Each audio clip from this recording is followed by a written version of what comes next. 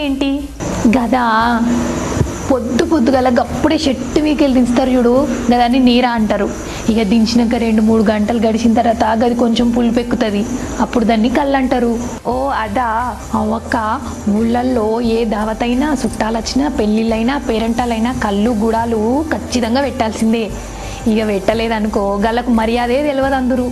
ఇక పొద్దంతా పనికి పోయి పోయి పోయి వచ్చిన వాళ్ళు, అలసిపోయి వచ్చిన వాళ్ళు ఒక సీసా కళ్ళు తాగి మంచిగా ఏ నొప్పులు లేకుండా వందరు. ఇగో వెనకట పసకలైనా కిడ్నీలలో రాళ్ళు వచ్చినా ఏ రోగం వచ్చినా కళ్ళు తాపితే పోతుంది అందరూ. ఇక కడుపుతోటి ఉన్న వాళ్ళకు మంచిగా రోజు చిన్న గిలాసుడు కళ్ళు పోతే పిండం మంచిగా తిరుగుతుంది, అల్కగా కానిపవుతుంది అందరూ. అవును వెంకటలక్ష్మి, మన పూర్వీకులు రాగులు, సజ్జలు, కొర్రలు, జొన్నలు, రాగి సంకటి ఇలాంటివి తిని చాలా ఆరోగ్యంగా ఉండేవాళ్ళు.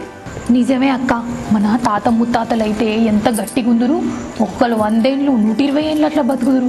ఇక ఇప్పుడైతే 30 ఏళ్ళకే ముసలోళ్ళు అవుతారు, లేనిపోని రోగాలన్నీ నచ్చిపోవట్రి.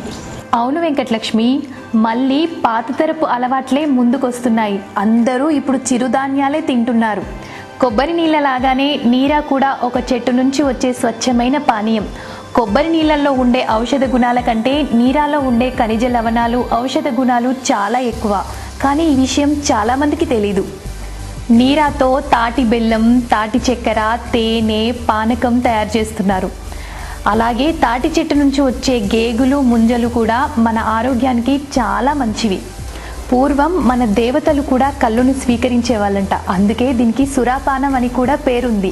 ఈ నీరాని ఆడ మగ అనే తేడా లేకుండా అందరూ స్వీకరించవచ్చు. ఇది ఒక ఔషధం. గట్లనా అక్క? ఇప్పుడు బాటిళ్ళలో కూడా వస్తుందా? అయితే ఇక ఆడోళ్ళు కూడా తాగచ్చు.